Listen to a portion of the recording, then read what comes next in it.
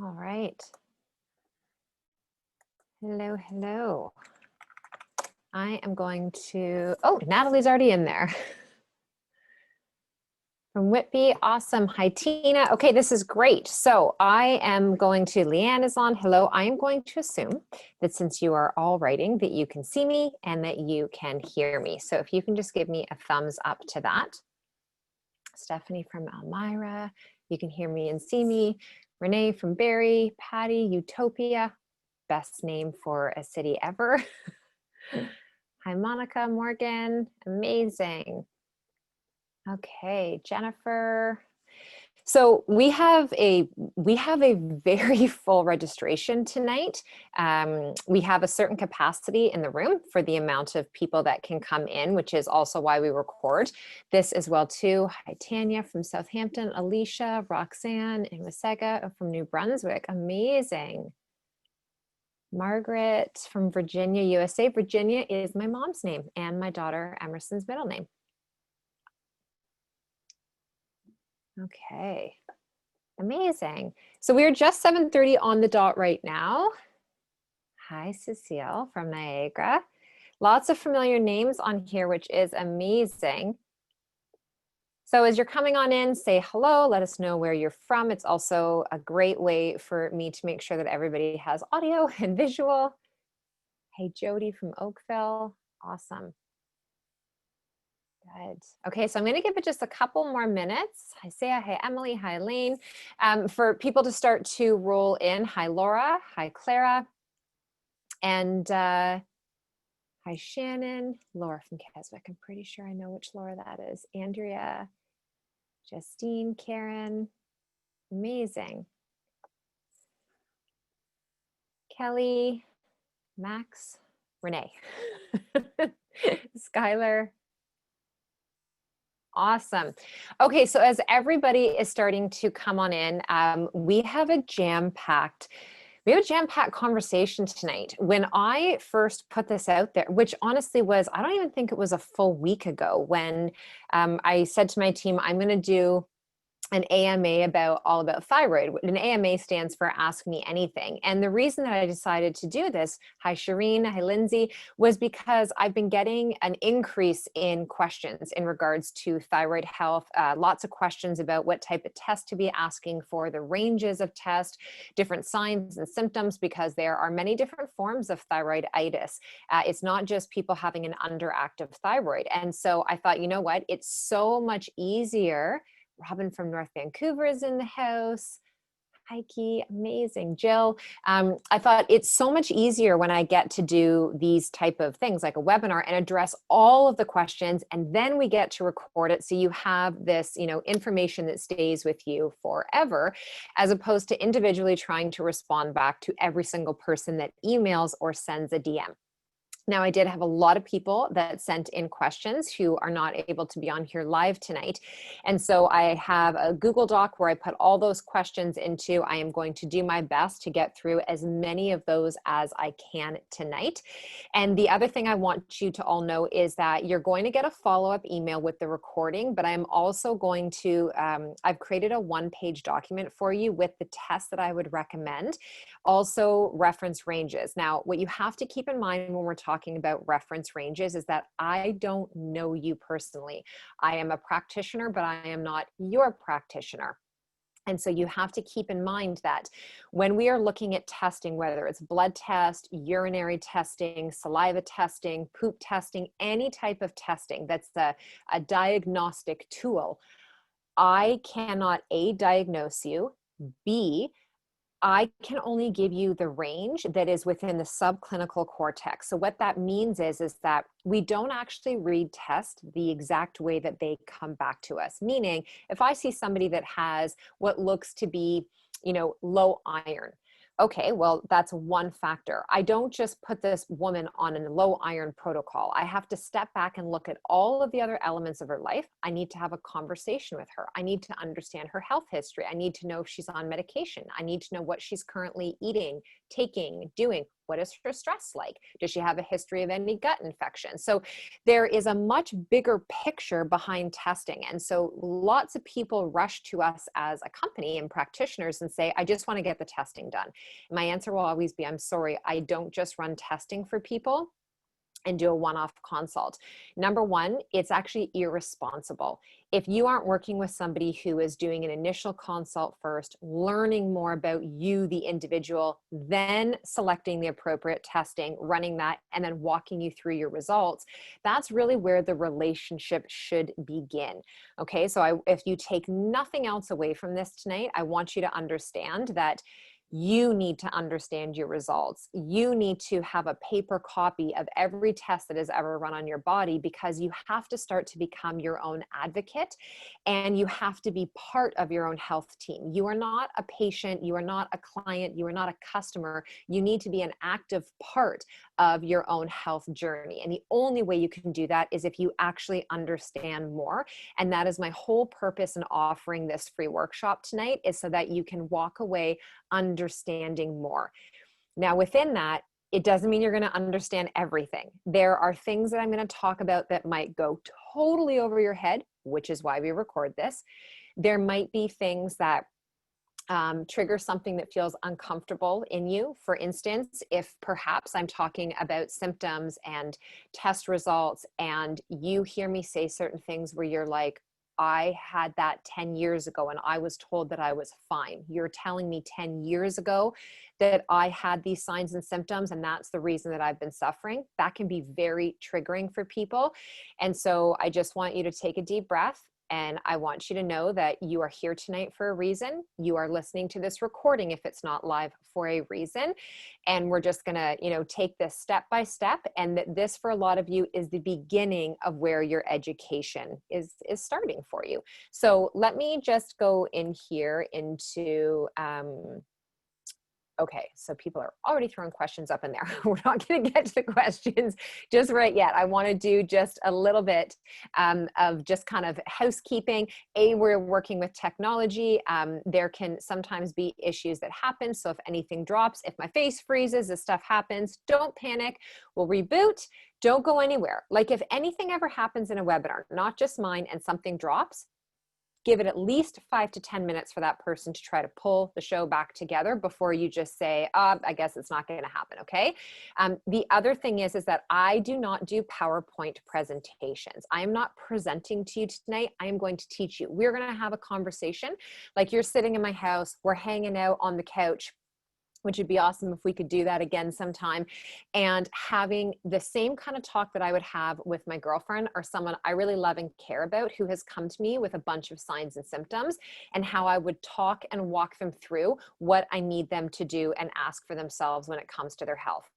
This blew me away. We, at this point, just before I went live, my team responded to me that we have 691 women registered for this webinar tonight. Now, there's not 691 live that's on here, but there are about 700 people that in the last couple of days were like, I need to know more about thyroid. And so I will tell you that initially that made me really happy to see that we had that many people signed up. And then I had this moment of actually feeling a little bit sad, because that just goes to show me how many women are struggling, and how many women are lacking that education, or maybe lacking the practitioner in their life, the general practitioner, their doctor, endocrinologist, where they feel like they can actually get those answers from. So, I go through these phases where I was like excited when I saw the numbers. I kind of felt sad. Then that sadness, for me, it flips and it ignites. It becomes like a flame, and then that becomes this fierce commitment.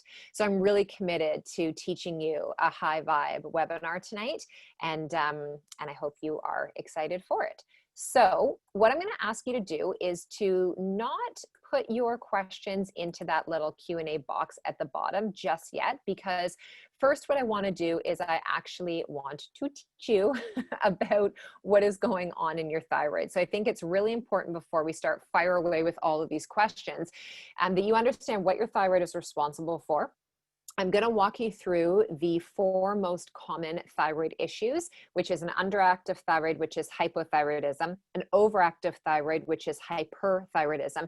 And then I'm going to talk about the 2 autoimmune forms that could be attacking the tissue of the thyroid, which is Hashimoto's and Graves'. And so I'm going to talk about the signs and the symptoms. I'm going to talk you through other factors, things like low iron, low minerals, copper toxicity. If you have been pregnant just recently and have certain hormone levels that are out of balance. I'm going to talk to you about a few different things that might actually answer some of those questions that you have. I'm also going to go through the blood work. I'm going to talk ranges. I'm going to teach you all tonight why TSH is the ass backwards approach to testing for thyroid. Straight up, we're doing it wrong. That's not what we should be testing first, and it is definitely not what we should only be testing. So TSH is part of the thyroid markers, but it is not the be all and end all. And oftentimes women are being told you are fine. I know you have all these symptoms, but you are fine. Maybe you need to go on the pill. Maybe you need an antidepressant. You should probably just get some more sleep. You should just take a day off of work. You need to start to meditate and to breathe. And you're like, do you see me? I have circles under my eyes. I am losing my hair. I have gained all this weight that is not budging. I have joint pain I've never had before. I have heart palpitations. You have like every sign and symptom that something is going on with your thyroid. But if your TSH comes back normal, chances are you will be just brushed under the carpet. So will your symptoms. You'll be told, you know what, in maybe 3 to 6 months, come back. And if things still aren't better, we'll take a deeper look at it. Same thing will get told to women who have nodules, who literally have growths on their thyroid. Goiters, thyroid is starting to enlarge. If that TSH comes back normal, let's just watch it. What are we watching? What exactly are we waiting to watch? For this woman to feel worse and to get worse and for life to be further impacted? No, I am not here for that. I am here for a higher level of education. I am here so that you feel confident and equipped and that you know what to ask for when you are going to any practitioner, whether it is your family doctor, whether it's your naturopath, whether it's your holistic nutritionist, your functional nutritionist. I want you to be empowered. Are you here for that? And take a sip of water while you answer. That was a real question. I'm looking for real answers on the sidebar.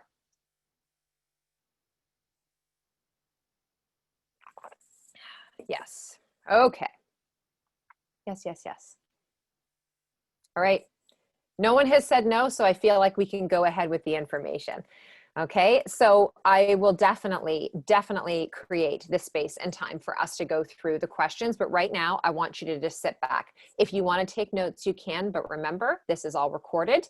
And I do recommend that you always go back and listen to the recording of what you attended live, because you are only going to be able to absorb so much. And if I say something that, like I said, triggers an emotional response, your brain will try to protect you, and you probably won't absorb as much as you think that you are going to.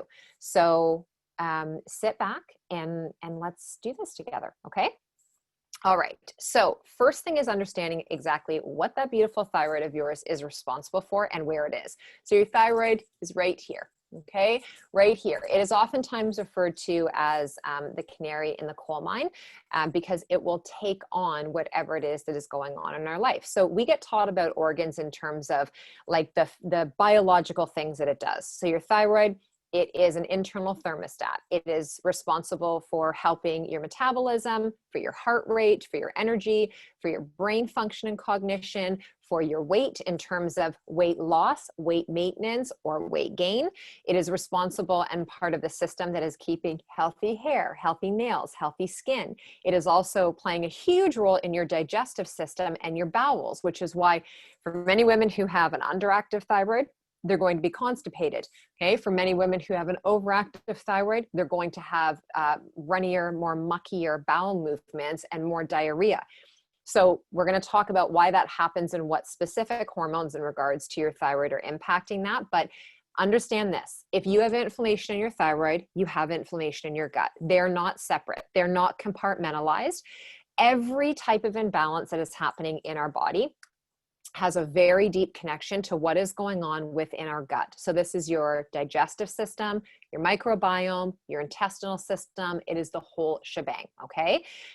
Your thyroid is also responsible for a lot of what is happening with your fertility, with your menstrual cycle. So if you have heavy periods, light periods, irregular periods, painful periods, if you're having difficulty getting pregnant, if you're having difficulty maintaining healthy estrogen, progesterone, and testosterone levels, if you're having difficulty actually having a full-term pregnancy, if you've had miscarriages in the past, your thyroid plays a role in all of this. Your thyroid also plays a role in your mood. So depression, anxiety, mood swings, PMDD. There are many different things that our thyroid is involved in, and it is because every single cell in every organ in every part of your body has a receptor site for your thyroid hormones. So this is really, really important. You know, we've been taught that your thyroid is what is controlling your weight and is what's controlling your body temperature. When I ask most women, tell me what your thyroid does, they'll say it controls my metabolism and it's my internal thermostat. And that's it.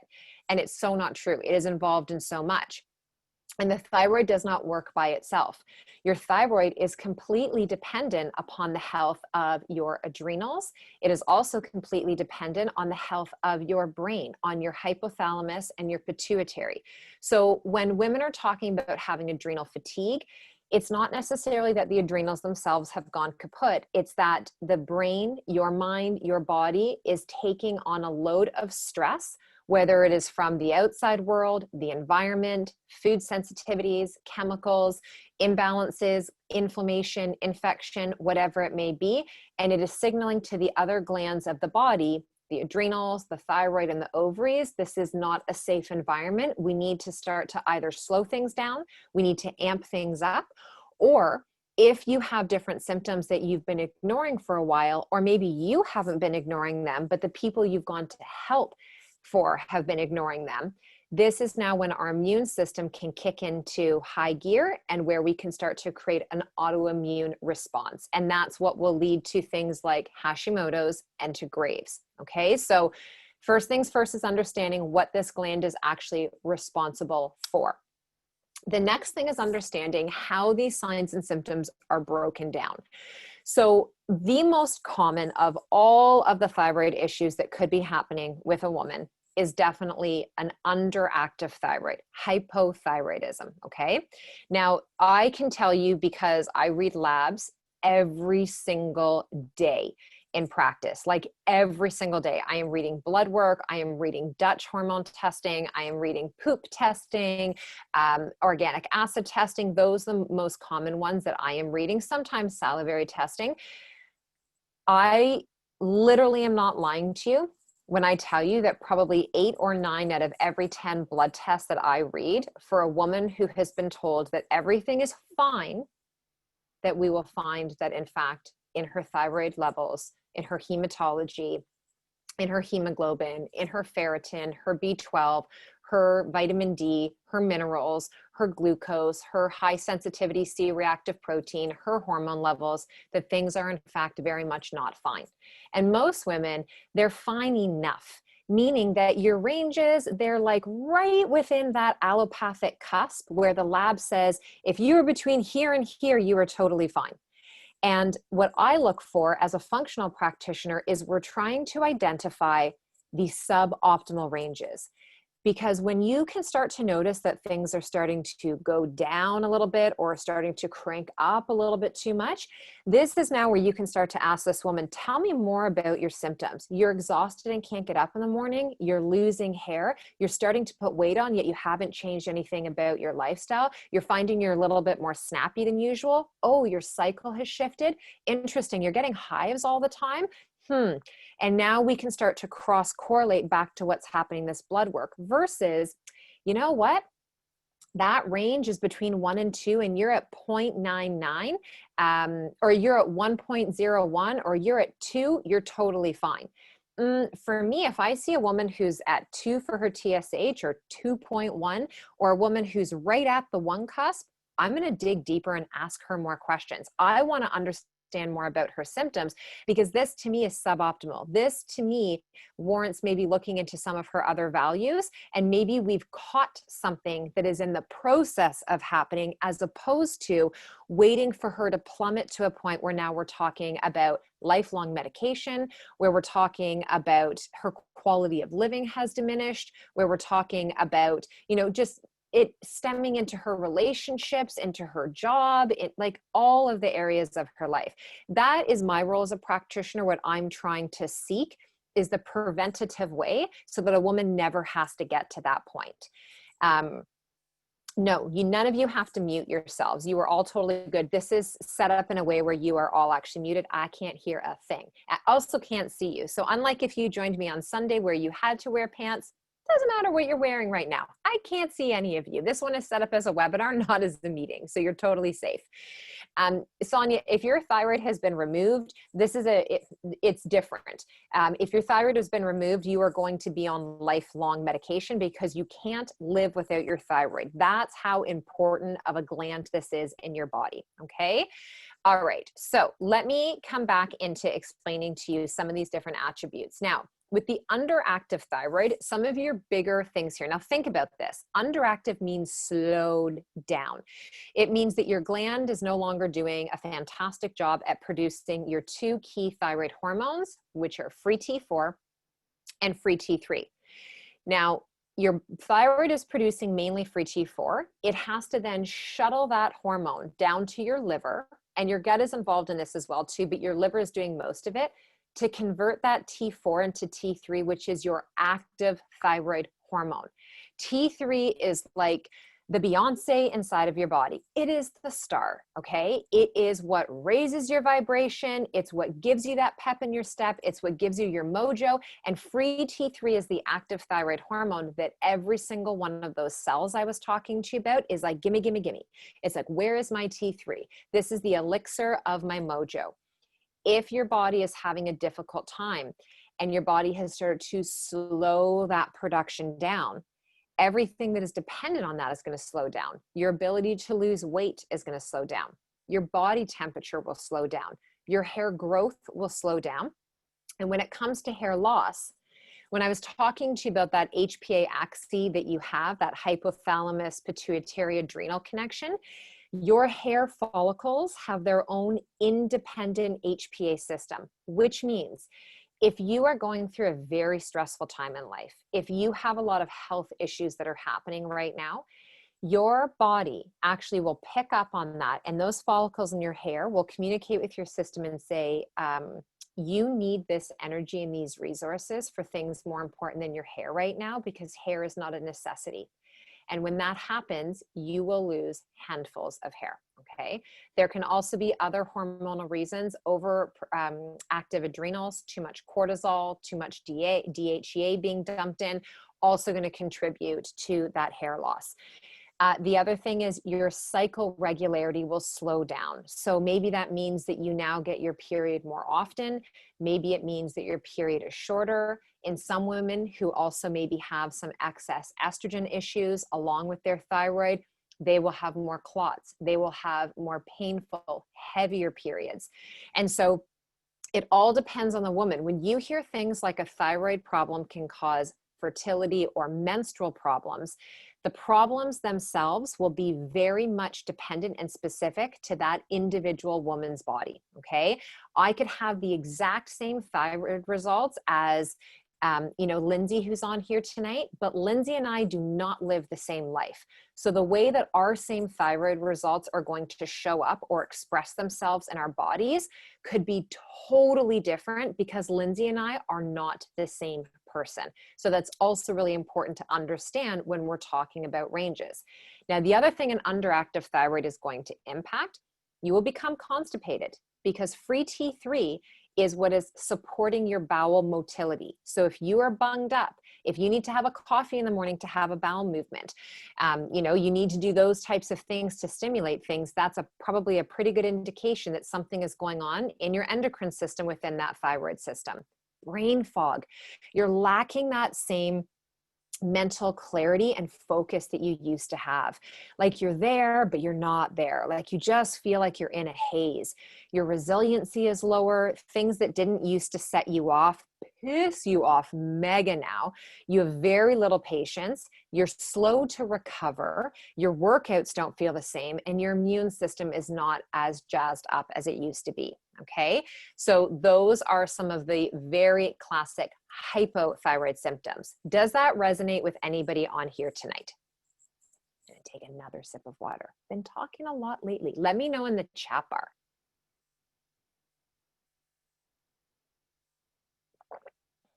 Okay. Now, can I ask you, do you think, so here's a question. There are tons of you on the side saying yes, yes, all of it, all of it. So we could argue this is common because look at every single woman who is here saying yes. So this is common, but can I ask you something? Do you think this is normal? Do you think you are a woman and you have a thyroid, and so lots of other women feel like this, so this is normal?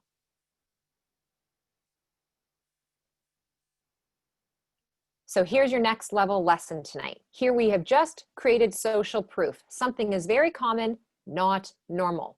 So please stop normalizing your common symptoms that other women around you have. Not normal, okay? You don't ignore those symptoms. So this is exciting. We're all on the same page. We're gonna move on now, and I'm gonna talk to you about hyper. So this is the opposite, okay? So hyperactive. Hyperactive thyroid is where you're going to have more anxiety, more panicky feelings, heart palpitations, sweating, skin is going to be flushed, shakiness, overstimulated, feeling wired, frenetic, jittery, and your bowels move quickly. Like everything just moves through you. You'll also start to notice if you have hyperactive, like your skin is drier and ruddier. You are definitely somebody that you'll start to notice things like your cuticles and your nails, your hair gets drier and frizzier, and that can happen with an underactive thyroid as well. And this is the thing, is that a lot of women, if you ignore these symptoms for a long time, you can start to toggle between having the hypo symptoms and the hyper. And this is very classic of what happens to a woman as she's starting to move towards Hashimoto'S, which is that autoimmune form. Now, when we're talking about autoimmune, what this means is that you have those hypothyroid symptoms, you have the hyperactive symptoms. And actually, before I go deeper into this, I just want to know, has hyperactive symptoms that I just described? Heart palpitations, racy, overstimulated. You might even notice like eyes are bulging a little bit. Not as many yeses. So the hyper, some yeses are coming in. Yes, some. See, the hypo, people are like, yes, all of them. The hyper, it's like some of them, not all of them. Hyperactive is not as common. And the heart palpitations can happen within an underactive thyroid as well. And this is why I'm going to talk to you about why testing for your thyroid antibodies and blood work is so important, because this can be the differentiating factor between having clinical hypothyroidism or having Hashimoto's thyroiditis. And having Hashis is an autoimmune condition. Hypothyroidism is not. So it's really important that when we're getting testing done, that we are doing this full thyroid panel, because the protocol that you are put on, the botanicals, the herbs, the supplements, the lifestyle factors, the dietary suggestions that you are given are not exactly the same for a hypothyroid versus Hashimoto's. So it is very important. And like, I'm going to tell you, some of you are going to have to fight to get these to leave certain doctors and practitioners you're working for. You're going to have to pay out of pocket. Your OHIP has zero friggin' interest in you testing your antibodies, straight up. So if you have a doctor that is very open and will test whatever you ask for, never let them retire. Never let them retire, okay? most women, you are going to have to pay out of pocket to get the proper testing done. And I'm going to give you a few different ways on how you can do this as we go deeper through. Okay, now let's go into talking about what is happening when we are talking about an autoimmune condition. Okay, so with the hyperactive thyroid, that is when things can move into Graves' disease. So Graves' disease is an autoimmune illness where your body starts to attack that TSH receptor, which is activating on too much thyroid hormone. And so what can happen is, like I said, you can get the protruding of the eyes, those really frequent bowel movements, goiter. Oftentimes, there's going to be an enlargement and you will see it. Like I walk through life now and my eyes go to different body parts on people. It's a hazard of the job, but I will notice on people their goiter and I can see it. I can see it as they're swallowing. I can just see it as they're breathing. Extreme weight loss is another big sign of that hyperactive. So as where somebody with an underactive thyroid will have difficulty losing weight, someone with the hyper is going to have a really hard time holding on to their weight. And with Hashimoto'S, which is the autoimmune form of an underactive thyroid, see what's happening when you have an autoimmune condition is that your gut has become involved in this, okay? So when you have leaky gut, which is, if you can think of the lining of your stomach, it's like a retaining wall, okay? It's a barrier. It is meant to keep things from getting out of the stomach that are not fully digested and broken down. And it is meant to keep other things that should not be in that area out. So we're trying to create complete separation so that the food that you eat, the hydrochloric acid, the enzymes, the contents of your stomach stay within that stomach area. And that barrier is so important. It is protecting all of that. If you have food sensitivities, if you've had lots of antibiotics, medication, birth control pill, hormone therapy, if you have had food allergies, which are not the same as a food sensitivity, if you've had parasites, if you've had food poisoning, anything, stomach flu, any of that that has come in contact and really impacted what is happening on a gut level, there are now going to be perforations. There are going to be cracks and leaks and holes. And now undigested food, things that are supposed to stay inside the stomach, antigens within those foods start to escape. They now make their way out into your bloodstream, into your lymph system, into other fluids and other areas of your body. Now, your immune system, it is like, what in the heck is this, that, and the other doing out here? It is not supposed to be out here. And your immune system will create an attack. You won't know this is happening in the beginning. Your immune system, it'll increase your body temperature a little bit. It'll go in, it'll burn up these guys, take care of them and be like, okay, like day's work is done. Now you eat again. Now you take another round of the antibiotic. Now you're using that same product that's causing the problem on your system.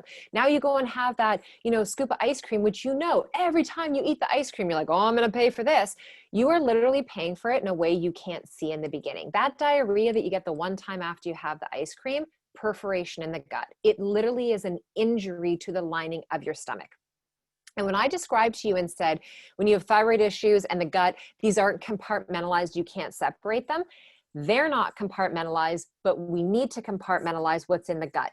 Those contents should not be busting out into anything else. We need to fully digest what's in the stomach first and send it out through osmosis. It makes its way through to the other organs and systems that need the vitamins, the minerals, the macronutrition, all of the goodness out of what you've eaten. The undigested things that prematurely make their way out, over time, your immune system is like, okay, one time was fine. Now this is every meal. It's every day. It is nonstop. We are literally at war with our own body. What in the heck is actually going on?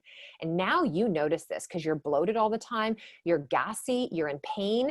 You're getting rashes. You are exhausted. You eat and you are tired. You're craving sweets out the wazoo. Your bowels are changing. You are just like in a funk. And now you're starting to be like, something's off. This wasn't just that one time I ate the ice cream or I had a couple extra mugs of coffee that day.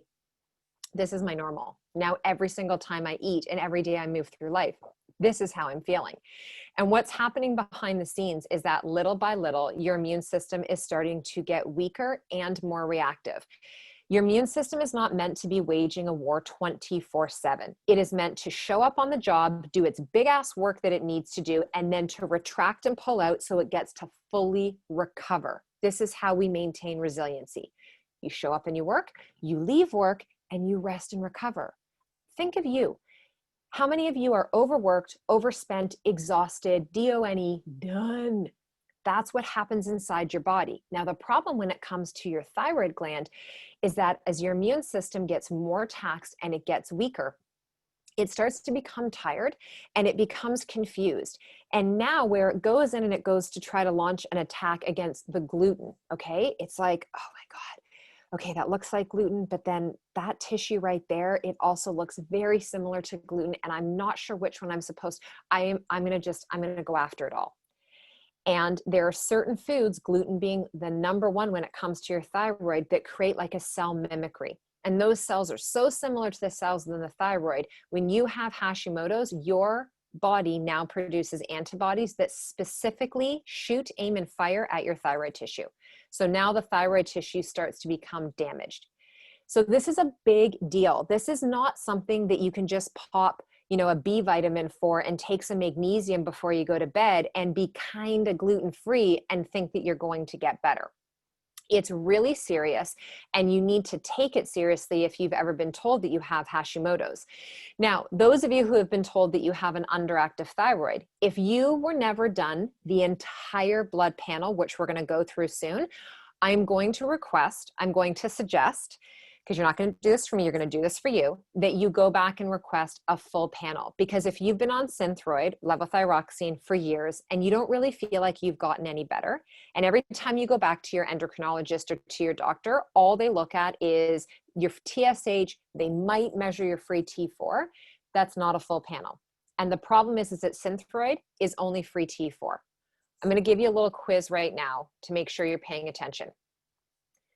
What is the active form of your thyroid hormone that I was talking about earlier? The one that every single cell in your body needs. You are listening. It's T3. So let's think about this again. You've been told that you have an underactive thyroid. You are being given a medication, Synthroid, pure free T4, pure T4. You don't necessarily have a deficiency of the T4 unless they've tested and noted that. You need T3, so you're being given T4. How are we ensuring that you are converting that T4, synthetic T4 now, via the liver and the gut into the active form of T3? Do you know how many people stay on Synthroid for like literally their entire life and still have majority of the same symptoms before they went on it? They're still losing hair. They still can't lose weight. They're still exhausted. They're still cold all the time. They're still constipated. They still have all the gut issues. And listen, thyroid hormone is needed. So you don't just go off of your Synthroid, but you do need to have a complementary approach where you're working with somebody who can look at the full picture and then augment and support what it is that is actually going on in your body, okay? Yeah, we're going to talk about reverse T3 in a little bit, Natalie. But I just want to make sure as you're staying with me that you're like understanding and this is sinking in. So with Hashimoto's, what I find often in practice is that the woman will definitely have digestive issues. A lot of women now are showing up with SIBO, which is small intestinal bacterial overgrowth, which means that they are off-gassing a lot of methane in their body. So they have horrible bloating, like they look like they're pregnant more often than not. Horrible gas, a lot of pain and difficulty with different foods that they are eating. They really don't know what to eat anymore. Everything is bothering them. Far more food sensitivities and allergies, hives, headaches, hair loss, skin rashes, joint pain and inflammation, and a lot of difficulty sleeping and getting proper rest. When we are looking for Hashimoto's, we have to be testing your thyroid peroxidase and your thyroglobulin antibodies. So typically they'll come up in your blood work as either TPO or anti-TPO or TGAB. And again, you're going to get the printout of this so that you can print off and have your own copy so you understand. But this is really important because if these antibodies are elevated, if they're even the slightest bit out of what they tell you is the normal range, These enzymes that are normally found inside the thyroid gland to be in harmony, they start to actually attack the thyroid gland, and they're attacking the key proteins in the thyroid. And this is what is going to lead to your symptoms getting worse. And this is also what can lead to you feeling like you can be hypo 1 minute and hyper the next, and going back and forth. And that can become really frustrating, because when you go back to your health practitioner, if all that's being tested is TSH, you stay loaded with all of these symptoms and not getting any recovery. And what they'll do is toggle medication up and down, but that doesn't actually help with the autoimmune portion. No amount of thyroid medication will help with the antibody levels. That's going to be lifestyle. That's going to be diet. That's going to be supplementation. And we'll talk about what some of those key factors are.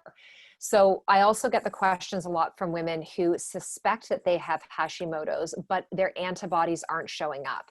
And there's actually a term for that, and it's called seronegative Hashimoto's. And so what I would recommend, if you feel like you have all of the symptoms, is I would get your doctor to actually feel around and touch, and ask for an ultrasound to make sure that there's no nodules there. Because we can also have what's considered to be cellular thyroid issues before they would actually show up in things like the TSH level. So that's why getting your free T4, your free T3 tested is really important. And those are like the 3 bare minimums that we would want to get tested, the bare minimums. There is another test that you really should be asking for that's called reverse T3. And I can't tell you how many women will come back to me and say, I took your recommended list to my doctor. They didn't know what reverse T3 was. Now, this is not against your doctor, because most of them aren't trained in this.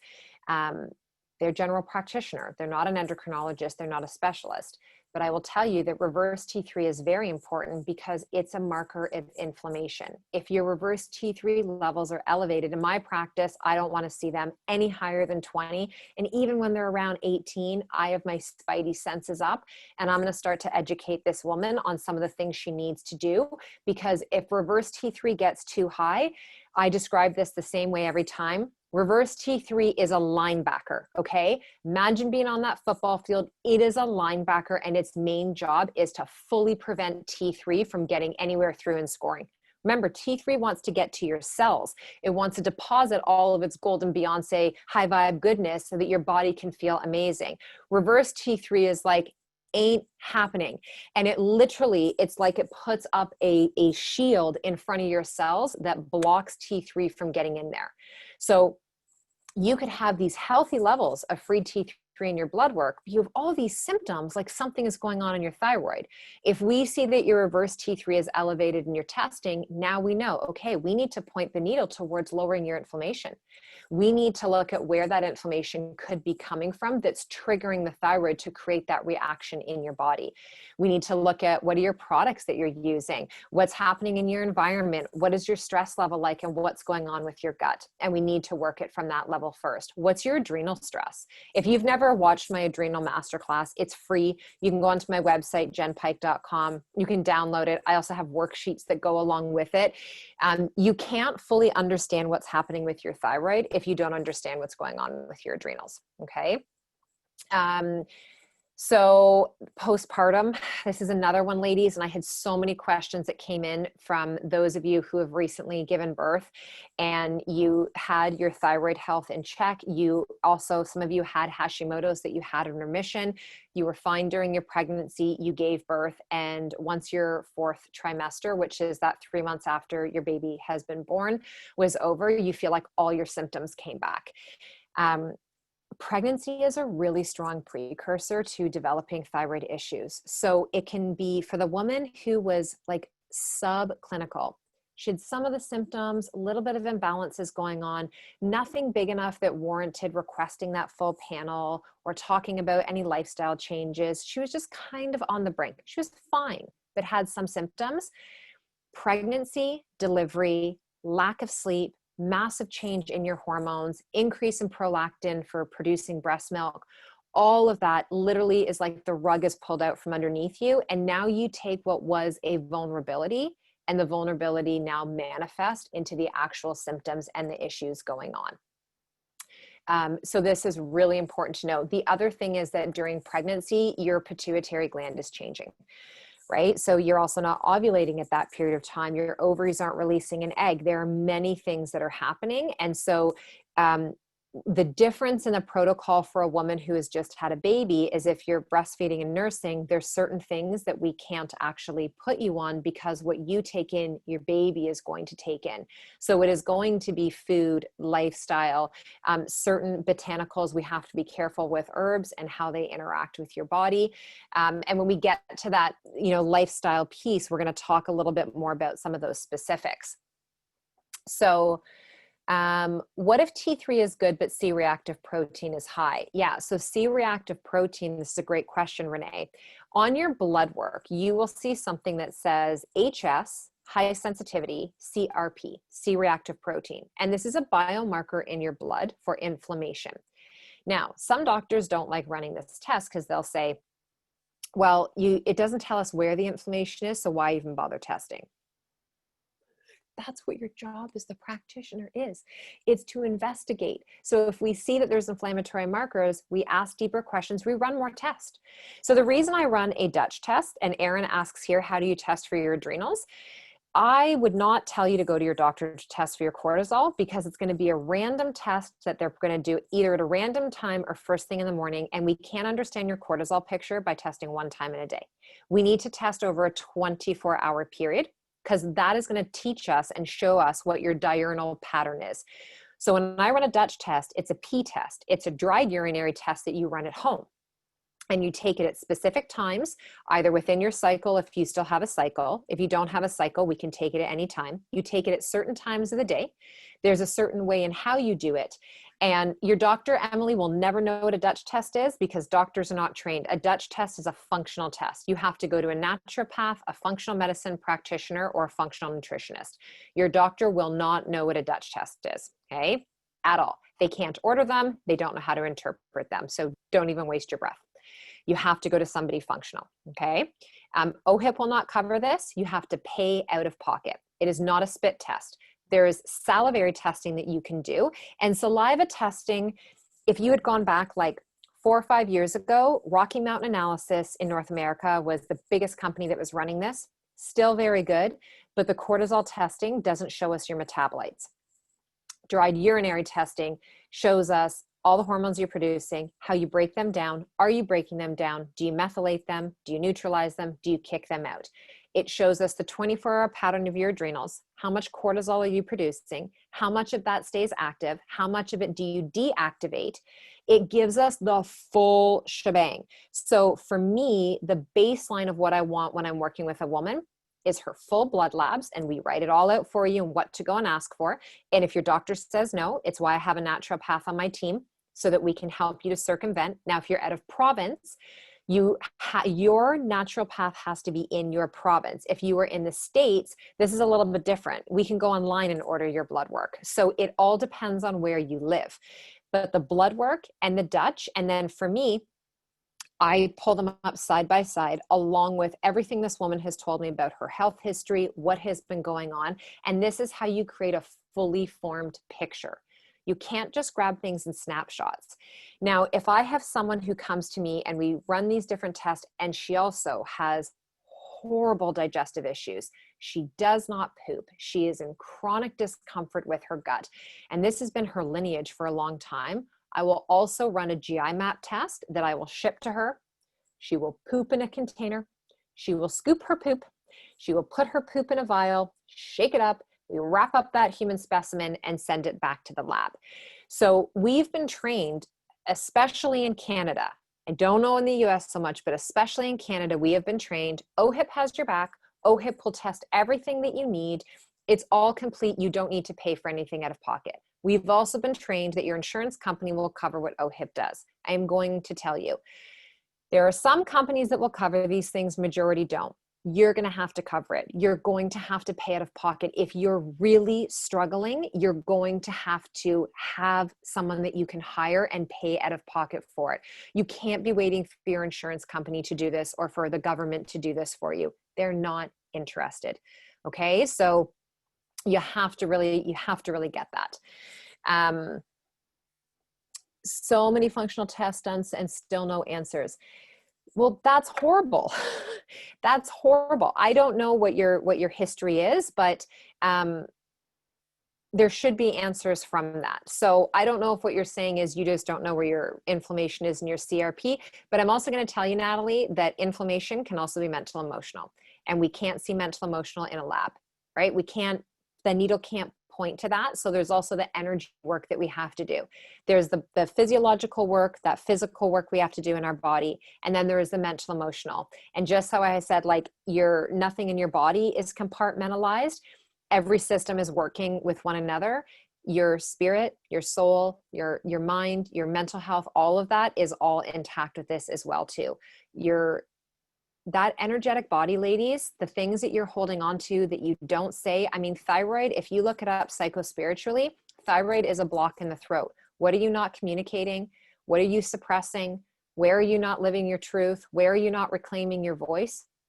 This matters, right? People don't realize that they can be emotionally inflamed, and that emotional inflammation, it is a chokehold on your body. And it is the most frustrating one. And I have goosebumps as I talk about it.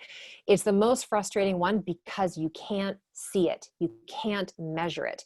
And what we do to protect ourselves is we shove it down deeper and we hide it somewhere else. We make ourselves busier. We distract ourselves. We drink more. We shop more. We, exercise more. We pack more onto the calendar. We become over functioners, and we jam pack life into a situation where we just don't have the space and time to deal and manage with the other stuff. So if you've been working with a kick-ass team who's run all of these tests, and you still feel like no one's been able to point the needle towards where this inflammation root cause could be, I would highly recommend, if you have not already, that you start to look at the energy piece of it. I work with an energy coach every 2 weeks. I've worked with multiple therapists. And not because I got to a point where I was pulling my hair out. I just know and knew we all need somebody outside of our inner circle who we can go to unabashedly, unapologetically, and just like verbal diarrhea it out and get it off our chest, out of our heart, out of our cells. And it's so important. And I will tell you, my full-time job is I work with women who show up with physical symptoms. And I've never worked with a woman who has physical symptoms that doesn't also have emotional symptoms. And the reason I need the help emotionally is because I literally wear a lot of these women's story, like invisible shackles. And so I know when I'm feeling exhausted, it's not because of my lifestyle. It's because I feel what these women are explaining to me, and my heart hurts for them. Just like I said, all those symptoms for the underactive thyroid aren't normal. We are meant to live a life of vitality and energy and freedom and joy. And I see a lot of the opposite. Okay, so let's go a little deeper into this. I want to walk you through blood work now, and then we're going to start to go into some questions. So the plan was to go to 8:45. I'm going to tell you we're probably going to go to 9 o'clock, okay? And that's okay. If you have to hop off, totally hop off. If you all want me to end at 45, I can also totally end at 8:45. But just understand, we are talking about a topic that I could literally teach you for a week. Literally could teach you for a week. And we're trying to do it in a short period of time. Okay, so I'm going to do my best to get through this, and we're going to go right into talking about blood work. So this is where you could have your pen and paper, but remember, I did tell you that I am going to make sure to have all of this written down for you so that you can have it in a printable form. Okay, so here's the big ones that we want to go to. Now, we do want to test your TSH. This is important.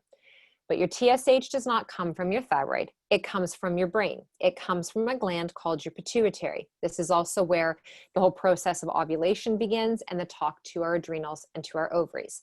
So TSH sends a signal to your thyroid, knocks on the thyroid's door, says, hey, thyroid, I'm giving you the signal to now produce your hormones. The thyroid's hormones are free T4 and free T3. Now, TSH, what is an optimal range? If you look on blood work, depending on where you get your blood work done, it can be anywhere from 0.35 up to 5.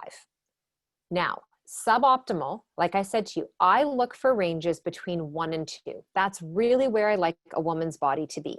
But I don't just look at that. I then want to see, okay, so here's what the signaling mechanism is doing. Because I can have a lady who has kick-ass TSH and shitty free T4, free T3, and thyroid antibodies.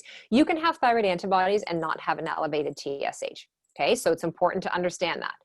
Now, free T4, I like the range to be between 14 and 16. I work with a lot of women who are like 12, 13, and that's okay. I'm not panicking, but I'm just saying to her, I just want you to know it's starting to get like a little bit tired, like just a little bit tired. It's not exhausted. It's not tapping out. It's just a little tired. So let's do some things to make sure that we're really supporting that. Free T3, I like to see between about 3.8 and like 4.6, 4.8. If it's getting too low, you're probably getting too low. You're going to have all those signs and symptoms that we talked about the underactive thyroid. If it's getting too high, you can have a lot of those inflammatory responses and a lot of the hyperactive issues that are going on, okay? Now, again, if you look at your blood work, like some of you said to me, I am going to look at my blood work side by side when you're talking about it tonight, and you see that I've just mentioned ranges that you don't have, do not panic. Take all of this in. Don't panic, okay? Now, reverse T3, if you remember when I was talking about this, this can go up due to inflammation. I also see the trend if I have a woman who has very low iron. So she has low ferritin, she has low hemoglobin, low red blood cells. Her whole hematology picture when we are looking at her iron, like her iron saturation, her total iron binding capacity, if everything is off, platelet count is also low, I will oftentimes see, because this is an inflammatory response, that reverse T3 goes high. If I have a woman who has crazy high cortisol, oftentimes reverse T3 is also going to be high.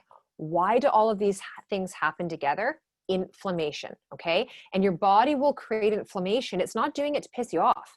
I know it sounds annoying, but it's doing it because it believes this is how it protects you. What we need to do is work on your lifestyle pieces to calm your body and your nervous system down so that it controls those prostaglandins, it controls that inflammatory response, and it gets to a place of homeostasis. Because remember what I said, if your body is stressed, it'll take away every function that is not necessary. Like your period, not actually necessary. If your body is like, girl, this is not a safe enough space for you, there is no way I want you creating life right now. I'm just going to stop that ovulation from happening. I might still let you bleed every month, but we're going to create anovulation. We're not going to release an egg, right? Or we're going to make this really irregular to make it really challenging for you to actually procreate life. That hair on your head, put a toque on if you're cold. We don't need the energy for your hair right now. We need the energy to keep you alive because you're stuck in survival mode. Okay, the thyroid antibody levels, TPO and TGAB. Now, these levels are important to know. So for me, what I'm looking for is if they're above like 15 to 20, I'm going to bring it to your attention. I'm going to say to you, okay, there's a little bit of activity there. So because we see a little bit of activity, that shows me that there is a little bit of vulnerability.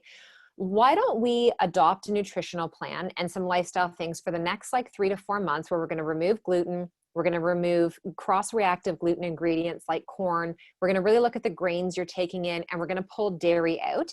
And then we're going to give you some selenium. We're going to give you some good quality B vitamins, make sure you're getting enough vitamin D and vitamin C, magnesium, those types of things. And let's just see how you feel. I also want you prioritizing your sleep, and I'm going to need you to pull back on the high intensity exercise 7 days a week. Those would be some of the recommendations I would give that woman initially. I would also be telling her to stabilize her blood sugar and to get her butt to bed at a decent time. Those are some of the initial things. Now, if her thyroid antibodies, one or both of them, we're creeping over the upper lab limit, which is like between 35 and 45. This isn't an option for her to do those things. I'm like, just please trust the process and trust me. I work with women whose antibody levels come back in the thousands. I am not even kidding you. I'm like, I don't even know how you're functioning. I don't know how you are doing life. And I have women who come back with out of range labs all the time who are still told they're fine. It is literally flagged in bold black or red and says HI, which stands for high, or says A, which stands for abnormal, and they are told they are fine. So please get a copy of all of your blood work, because you need to make sure, don't just let someone say to you everything came back fine, or don't let them never call you back with the blood work. Register on Life Labs, call the doctor's office, get the actual piece of paper so that you know what is going on. Now, if I feel like Graves might be an issue with a woman, there is an additional antibody that I will get tested, which is called TSI. It's not one that gets tested often, but this is the thyroid stimulating immunoglobulin test. And so that would be an additional one that I would request. I will tell you, getting the thyroid antibodies and the reverse T3 test approved by your doctor, they are going to be the most challenging ones. They're going to be where you're going to have to present a case for yourself. You can oftentimes go to an endocrinologist who will also not run those tests for you. So this is where you really should think about having a naturopath on your team, like your health team. You have to build a health team, okay? You should think about working with a functional practitioner, especially if you have a lot of these symptoms I've talked about. Please, ladies, please do not let these things just go by. A multivitamin is not going to fix this. Buying the latest and greatest new supplement on the market is not going to fix this, okay? Simply just cutting out gluten, not going to completely fix this. And when you have a thyroid issue, you can't be kind of gluten-free. You can't take gluten out, Monday through Thursday and then have a gluten siesta, or gluten party rather, on the weekend. Every single time you're bringing it in, you're injuring your body. So you're creating all this momentum, all this healing for the 5 days you're not having gluten. And then you go and put the gluten back in your body, and your body's like, for the love of God, we were getting so close. So you have to really pull it out. You have to read your ingredients. Gluten is even in body care products. Like, it's crazy what it is in. So you have to, you really have to commit. And I know it sounds overwhelming, and I'm not telling you to do everything all at once, but start to be very cognizant of your labels and what is in your food.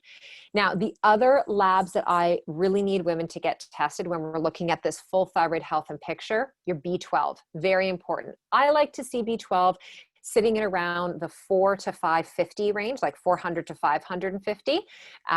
If you have blood work that comes back that shows you have high B12, don't panic on that right away.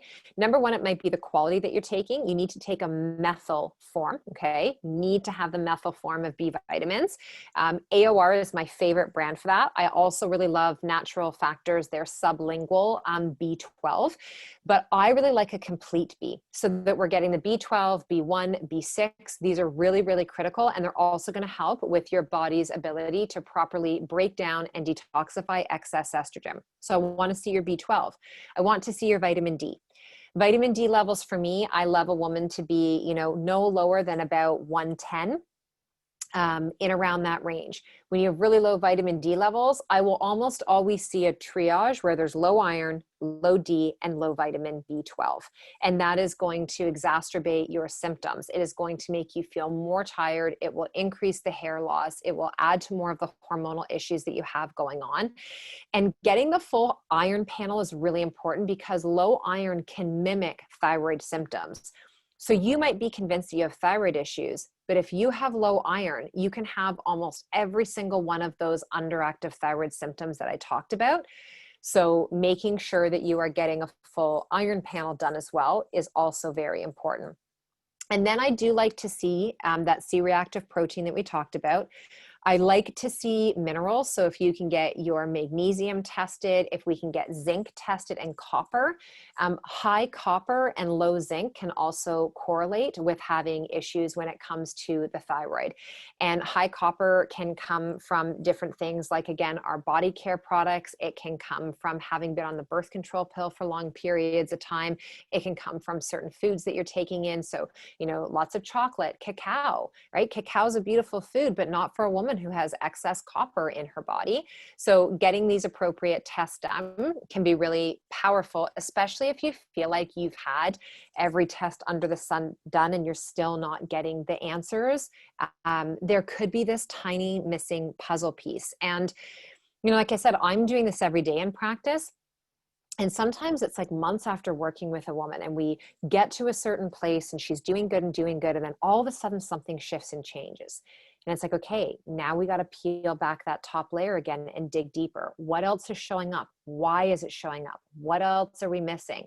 And that's the beautiful thing about having access to so many functional tests, is that it's not like going to the doctor and just getting blood or urine, right? There's so many different things that we can be doing. And I see all these women that are being given scopes and unnecessary CT scans and MRIs and ultrasounds and all of these things. And everything comes back clear. And it's like, right, why didn't you test more of her serum levels? Why aren't you looking functionally at what's going on in the big picture? And so when we're talking again about the adrenals and hormones, blood work is okay for hormones, but hands down, if you are concerned about your estrogen, progesterone, testosterone, your DHEA, estrogen dominance, are you detoxing properly? Then I would highly recommend that it's a Dutch test that you actually work with somebody to do and really understand those results. Okay. Okay. How are we doing time-wise? 8:35. Melissa, you want to test iron and ferritin, right? So a full iron panel, I had just taught, and I have it written out for you what that full iron panel will look like. And I'm going to actually err the range for ferritin. I don't like ladies, especially menstruating, to be lower than 50. 50 to 90 is kind of what I'm looking for. And I will tell you, most women who work with me, their ferritin is lower than 20. And here's the thing with ferritin. You know what the lab range is? 5 to 144. So if you're at 6 and your doctor just looks, you're fine. You're within the range. And meanwhile, you are pale, have heavy periods, are losing hair, you are exhausted.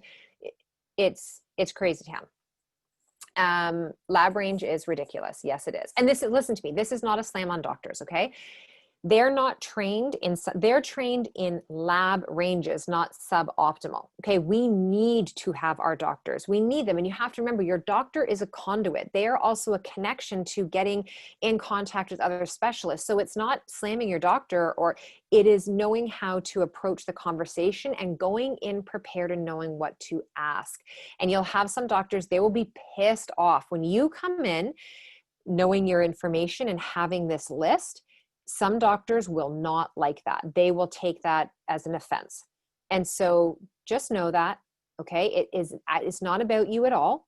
Don't take it personally. And if that happens, just know that you can always go and work with someone else, okay? And then you will have some doctors that will celebrate the fact that you are so empowered and that you're coming with this information, and they will get excited that you are excited to dig deeper. That happens all the time too. So don't cancel your doctor out before you go and actually have a conversation with them, okay? 18 to 21 is low.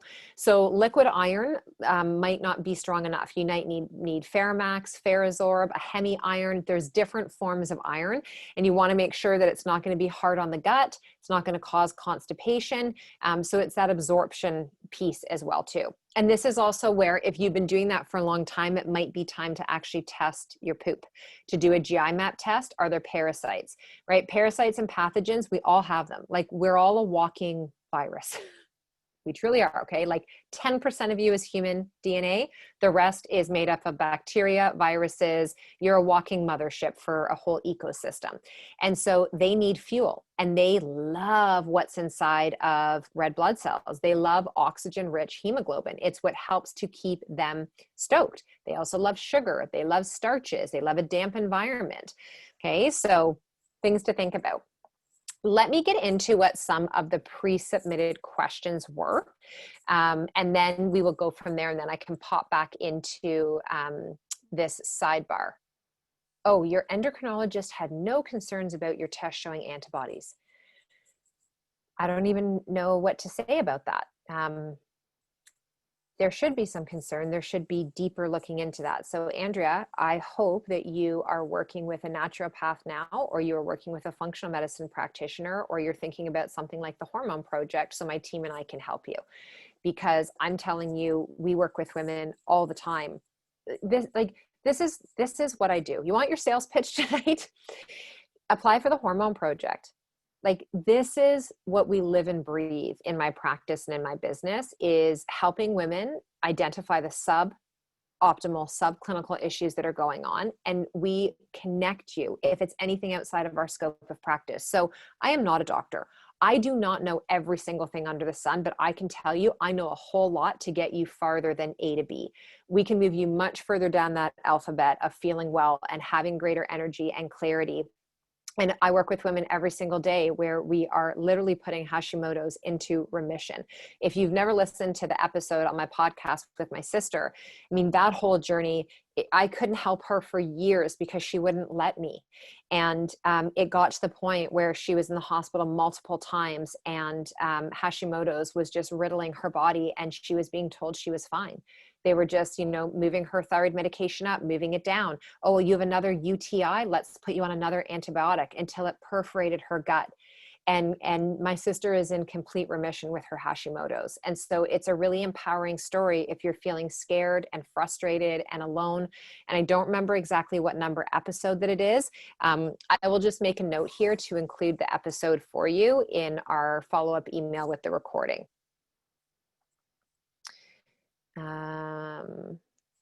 Okay. All right, lovely ladies, let me pull up these questions and start to get into them.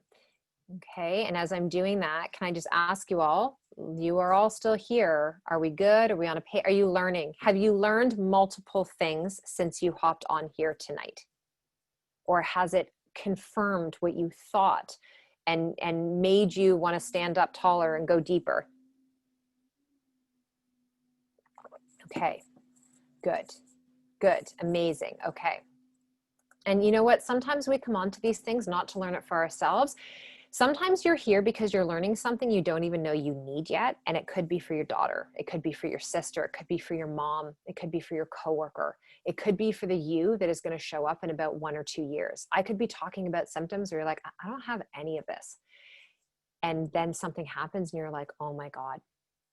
I remember in that webinar I listened to when she talked about it. Where is that recording? I need to reach back out to her. That stuff happens all the time as well.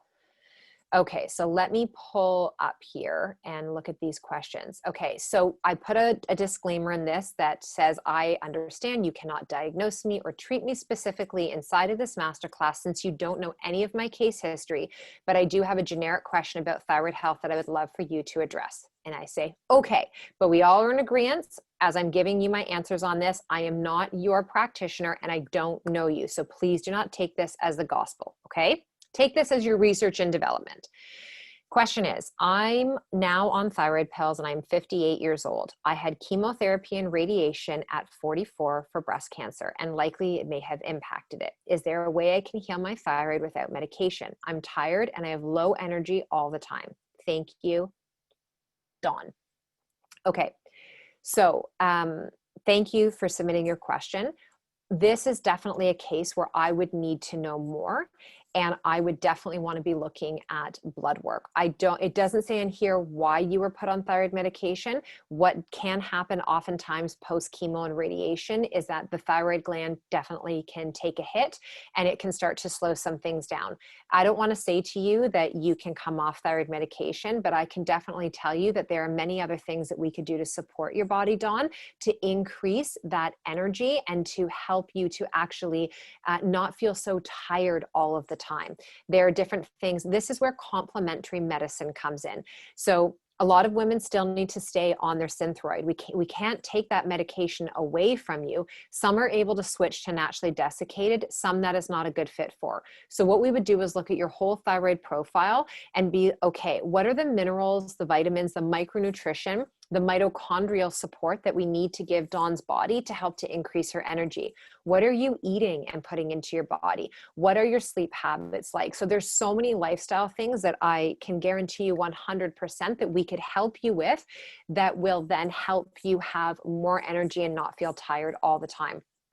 The final message I want to say to you on that, Dawn, is, and all of you ladies who are on thyroid medication, please let's save your energy and take the focus off of getting off the medication. And instead, let's put our energy into making you feel better and meeting you where you're at now. If that results in coming down in medication amount or off the medication, wonderful. But please don't make your primary goal to get off the medication. Make your primary goal to start to support your body so that you can feel better. Okay, so it's a mindset shift. I know none of us like the idea of being on medication, but medication sometimes is needed. But then we need to support it so we can support our body, because the medication itself will never take care of it all. Just like one supplement will never take care of it all, or one superfood will never take care of it all. That's why it's a full encompassing lifestyle. Okay, next question. Is there a correlation between thyroid health or lack of it and gut health, sleep, and sex drive? Okay, yes. So I talked about this. Your gut health and your thyroid health, hand in hand. They are a duo. They are a team. Same thing, your liver. Your liver is involved in this as well too. Your adrenals, that HPA axis, that whole endocrine system, and your stomach and your liver, your detoxifying organs are massively interconnected. So we want to support digestion. We want to make sure the food that you're eating, you are actually breaking down, that you are eliminating what needs to be moving out. You are pooping good quality poop on a regular basis, unassisted, and that the other aspects of what you are eating is making its way into the cells of your body, because that nourishment happens from the inside out. So if you are bloated and gassy, you have acid reflux, food repeats on you, you see undigested food in your poop all the time, we need to start to work on your gut and then slowly start to work upstream towards that thyroid. When your gut is unhealthy and your thyroid is unhealthy, you will not have sex drive, because again, your body is like, we are very tired. We are done. We do not feel like having sex and being of service to someone else. We also have to recognize, lady, that sex for a woman starts in the brain, not in the genitalia.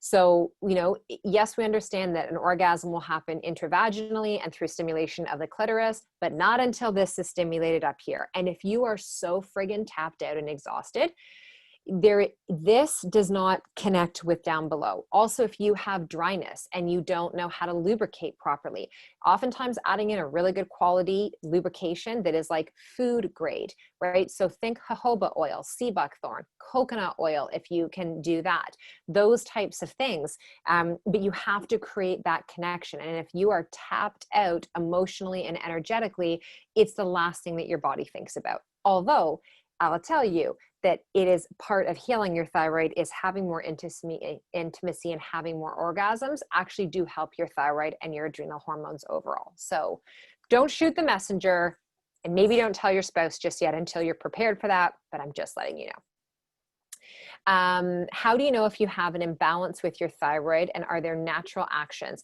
So we've just talked about this. Signs and symptoms is what you want to pay attention to, and then you really need to go and get that full blood workup done. Next question. Can you address if there is a link between thyroid issues and low iron? I talked about that quite a bit in this. So I think I've answered that question. I was diagnosed with Graves' disease 1.5 years ago. I have been on steadily decreasing doses of methimazole since then, and just over a month ago went off of it altogether to see if I've gone into remission. Thyroid levels are good, but low ferritin. I know this is getting into specifics, but I'm curious. So 100% there is a link between your thyroid and your ferritin levels. So we would need to make sure that you are taking the appropriate type of iron for absorption, that your gut health is there. And with iron, you also want to make sure you're getting enough vitamin C. So about 2,000 grams of vitamin C a day. I like chewable forms, no artificial sweeteners or any junk in it. Powdered form is also good. Liposomal is the queen. Designs for Health makes a fantastic liposomal vitamin C that's a liquid. It's sublingual, so you would take a teaspoon and you would put it under your tongue for about 30 seconds and then ingest it into the body. So I would recommend some of those things. And let's also not forget about diet. So your dark leafy greens, this is where a lot of your iron is coming from. It's also where your vitamin C is coming from. Also, your minerals are coming from those dark leafy greens. We are moving into a time of year, ladies, where I'm going to suggest that if you live in North America and it's the fall, you're getting into cooler temperatures, start to warm your food more. So raw salads and raw veggies should start to become sautés and should become roasted. Warm things out of a mug, warm teas and elixirs. We want to keep the kidney chi, that energy and fire, stoked in the fall and the winter months, because that is supporting adrenal health, which is then supporting thyroid health, which is also supporting your ovarian health. So warming foods, really, really important. Okay, in the past 6 to 9 months, I have not been sleeping well at all. I fall into a deep sleep around 10:30. Then I wake up around an hour later thinking it should be morning time. That is seriously some deep sleep. And then my mind goes into race mode. After a while, I fall back asleep. And next thing I know, I'm up around 3 or 4, and I can't fall back asleep until around 5 or 5:30. Okay, this is so classic. So here's the thing with your sleep patterns. Falling asleep, okay, when you fall asleep, no problem. That's wonderful. The broken sleep. So waking an hour later, this could be cortisol. You could be going to bed with cortisol levels still too elevated. The Dutch test would be what would show us that. It would show us that peak, what's happening at night. The waking in the middle of the night, between 1 and 3, and then 2 to 4, this is liver and gallbladder, which is also blood sugar. So if the blood sugar is not stable during the day, and if you go to bed a little bit too stimulated, if that mind starts to race like you're talking about, the mind racing, that's a stressor. It signals to your adrenals to start to pump out cortisol. Cortisol is like a sunrise hormone. It is like, oh, that we're into the day now, we need to be up and in motion, and it's a stimulating hormone. So if you have elevated cortisol and you have unstable blood sugar, your body will prevent your sleep hormones, melatonin, tryptophan is a precursor, from actually being properly secreted, and it will keep you awake because you've signaled cortisol. So clearly something is about to happen and you need to stay awake for that. The problem with this is that it takes about 10 minutes for your adrenals to understand that there is a message where they need to produce cortisol, and it takes hours for it to burn off. So that trip to the bathroom, that, getting up to check on the baby, seeing the street light, you're flashing, digital lights from whatever in your room, a notification going off on your phone, having a hot flash in the middle of the night, the blood sugar dropping and waking you up, your mind racing, looking on your phone, any of those things. Now, if you've signaled that cortisol level to rise, you might be like, oh, okay, that was nothing. But your body is like, yeah, that's great, but now it's going to take hours to burn off what I just produced, and you're not going to be able to fall back asleep until that happens. So you start to toss and turn. So stabilize your blood sugar during the day. Try not to eat for a couple hours before bed so that there's nothing left for your system to have to work on. You can do things at night like magnesium, but if you have the racing mind, you might want to look into some GABA, some L-theanine, or some 5-HTP. And you can do different combinations as well. The other thing I love about the Dutch is it will test and show us your melatonin and your neurotransmitters. So we can really see, why aren't you sleeping? Like, what is going on? What's the real deal that's happening here? And melatonin is important, ladies, not just for your sleep. It is a massive antioxidant. So when we're talking about immune system support, we're talking about resiliency, healthy melatonin levels are really, really helpful. There's a great product I love that I give to women, and I feel comfortable telling you this not knowing you. It's called Tranquil Sleep by Natural Factors. And 2 chewables in the evening before bed. You're going to get a low dose amount of melatonin, but enough that sometimes can just kind of kick your system into that place. You're going to get some L-theanine and some 5-HTP. So Natural Factors, chewable, Tranquil Sleep. It's wonderful. You can try it. It's not going to like you take it once and then boom, that's it. You're like healed and it's done. So just understand that. Okay, let me go into the Q&A box in here. So thyroid antibodies, I have talked about that. You're being told by your endocrinologist that the thyroid antibody levels don't matter. Yes, they do. They very much do. And again, that would be the diagnosis of how you know whether or not you have an underactive thyroid or if it is autoimmune in condition. So that is really important. I really wanted to try one of your programs, but have some disordered eating when it comes to restrictions, and it sends me into binges. How do I manage this in order to get healthy? I'm fitting into a lot of these symptoms almost perfectly. Okay, first of all, I want to thank you, excuse me, for submitting your question, for letting me know that. And so this is where I would definitely recommend working where you have the one-on-one capacity, so that I or Laura, whoever your health coach is in the program, can work with you to really understand what is the triggers. And we need to move slowly with you. We need to maybe work on teaching you to add certain things in first to help to balance your body, as opposed to what we need to take out. So instead of coming from a restrictive place, coming from a look at all of these new options that we have place. So I would definitely recommend the one-on-one, because you're going to need some of that additional support. Is Hashimoto's genetic? My mom has it. So you have certain genetic predispositions, but it doesn't mean that you are definitely going to get it because your mother has it. And this is, again, why testing is very important. Understanding, sorry, I'm going to have like no voice tomorrow between Sunday and this.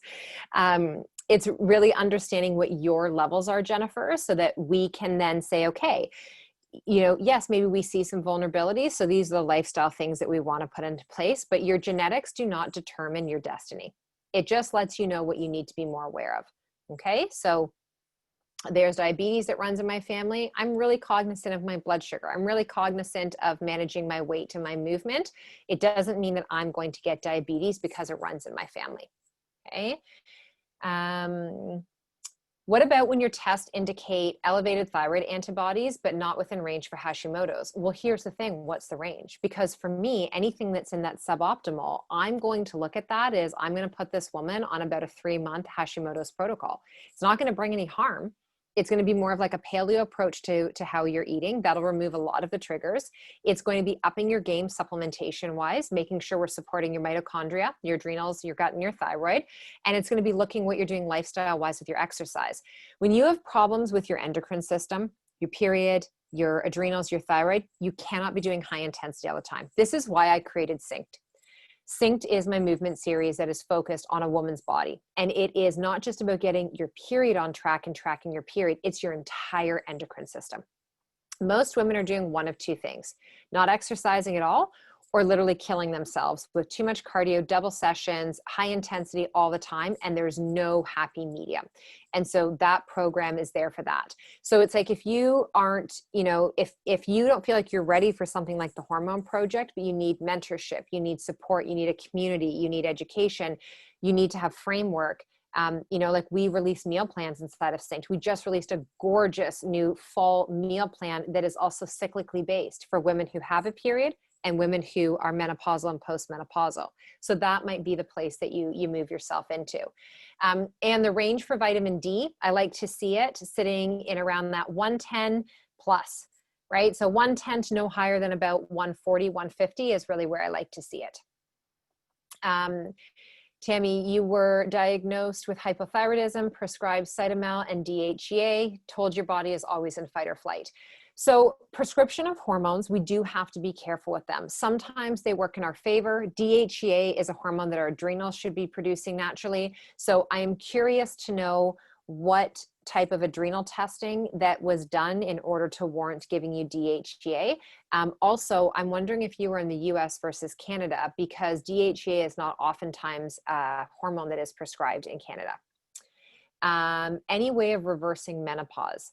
You don't want to reverse menopause. So we are all going to go through menopause naturally. And menopause, we've been taught, is this crappy, crummy time of life. It actually can be a beautiful time of life when you're taught how to move your body through it appropriately. So, the only time I'd be working with a woman to reverse menopause is if she's 35 years old and in menopause and she went into premature ovarian failure.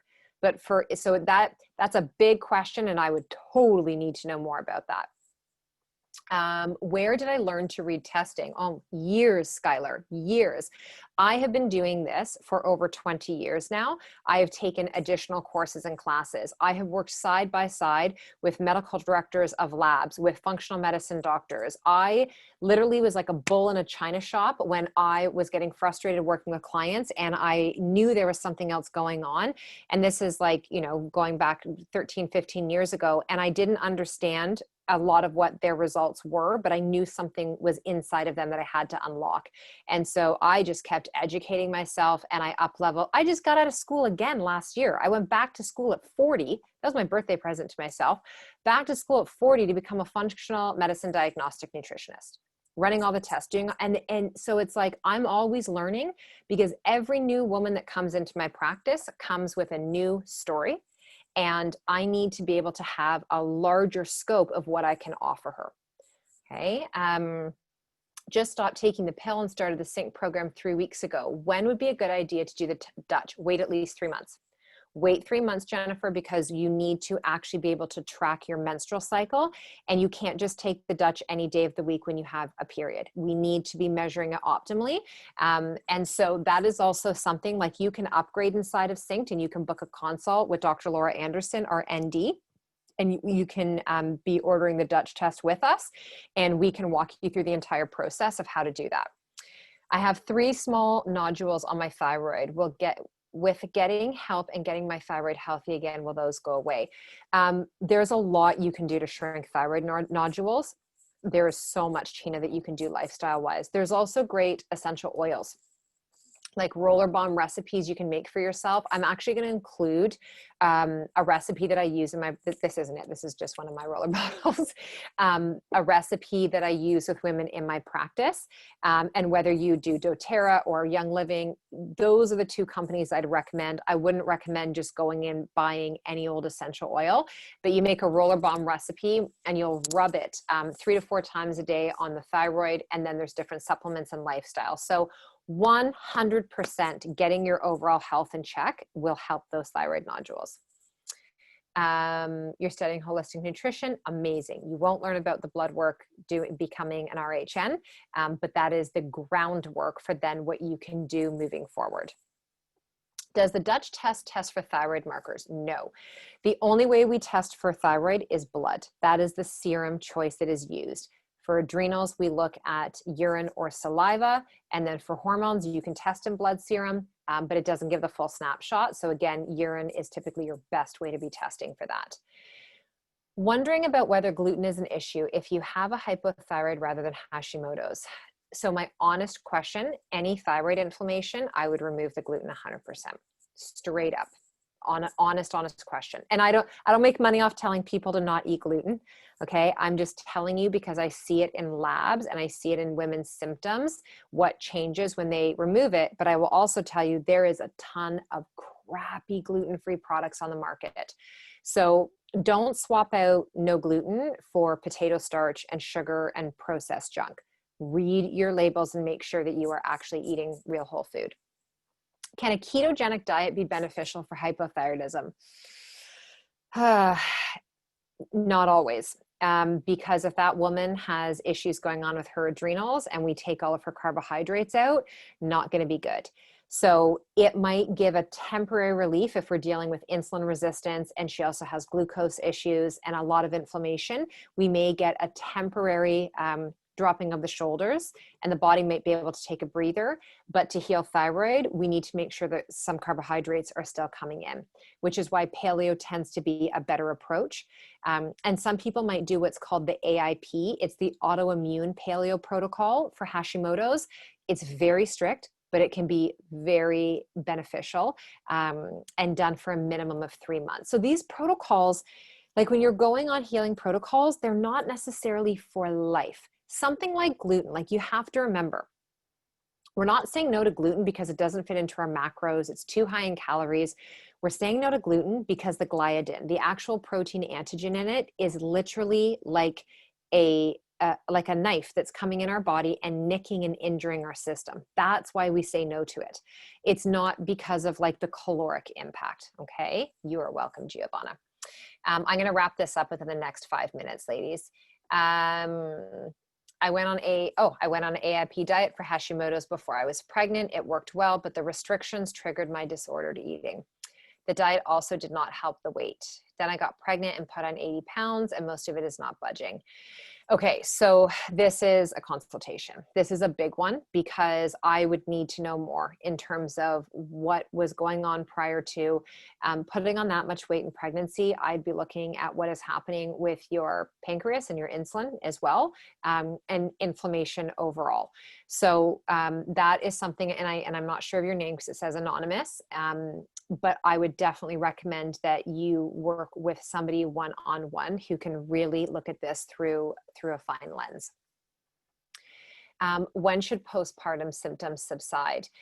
Oh, it all depends on how well you're nourished. Is your baby sleeping? What was the state of your health before pregnancy? But typically 6 to 12 months postpartum is where things can start to kind of feel like you're getting back on your legs. I would say though, the average, Morgan, for most women is like 12 to 18 months. It really, like, I've had multiple children. How I healed from my first was way different than how I healed from my second. So every experience is different, and your health and your body as a whole. Things with like hair loss though, usually the hair loss doesn't start. Hair loss is a symptom that will show up about 3 to 6 months after the stress has happened. So 3 to 6 months post-baby, 3 to 6 months post-COVID, 3 to 6 months post-divorce, 3 to 6 months post-losing your job. And it's typically for the hair loss to stop, you're looking at a minimum of 3 to 6 months to hit that level of support. What is the optimal range for C-reactive protein? Great question, Jean. Under 2. We want CRP to be under 2. In the Dutch test, we do another measurement for inflammation called 8-OHDG, and this measures your oxidative stress and possible DNA damage, and we also want that to be below 2.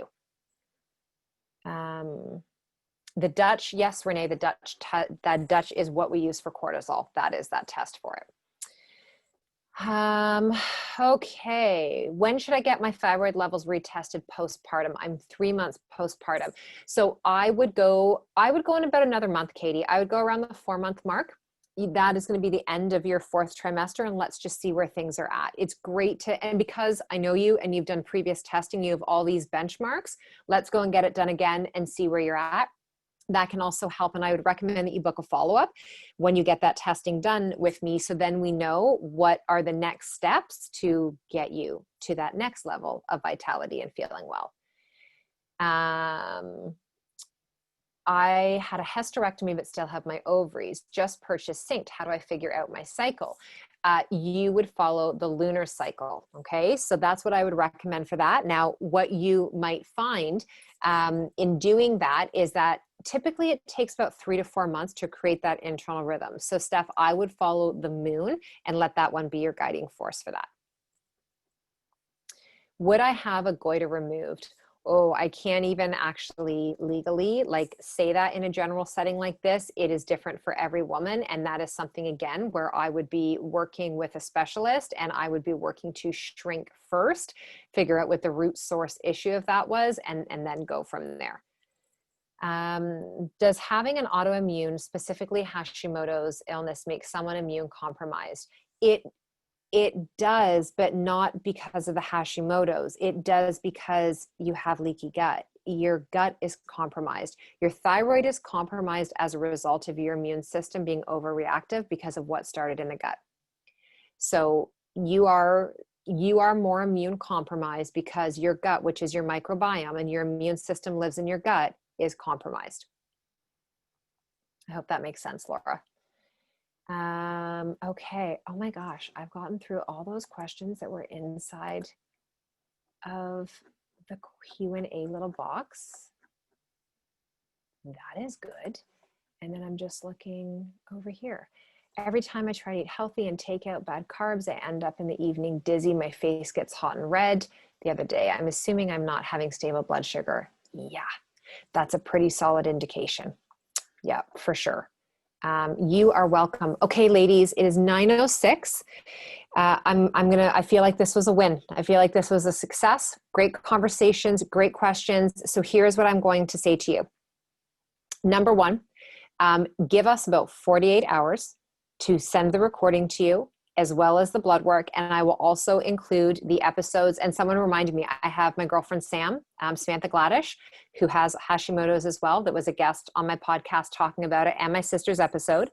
And then I will include the info for you as well, if you want to work with us. So I don't take on one-on-one clients anymore outside of the Hormone Project. I can't. And that is my baby. Like, if you want me at my best, you want me inside the Hormone Project. So you can apply for that. I work with a small group of women every single month. Dr. Laura Anderson, who is our team naturopathic doctor, she also works with women every single month. The beautiful thing about working with Laura as your primary coach is if you're struggling to find a functional doctor who will run all of the tests and help you with your medication and all of that, Laura is fantastic at that. So we really are trying to help to bridge the gap, and our team is expanding as time goes on as well. So yes, Lori, I'll include the essential oil recipe as well. So I want to say thank you for showing up in this capacity. Yeah, and if you're, that's a great question. They're is synced. So if the hormone project, you're just like, I'm not there, I'm telling you, get inside of our synced community. It is a lifetime access membership. And there's so much support, and we're continuing, just like every week we're in there and giving the ladies more and more and more, because this is the platform. It's education. I am here to educate you and to help to end so much of this hormonal suffering, so that the next time I ask that question of who has all these symptoms, there are far less yeses and far less hands that go up in the air. Okay. So have an awesome night. Thank you for joining me. And I will see you all again soon when I do another one of these AMAs. Take care and have a good sleep.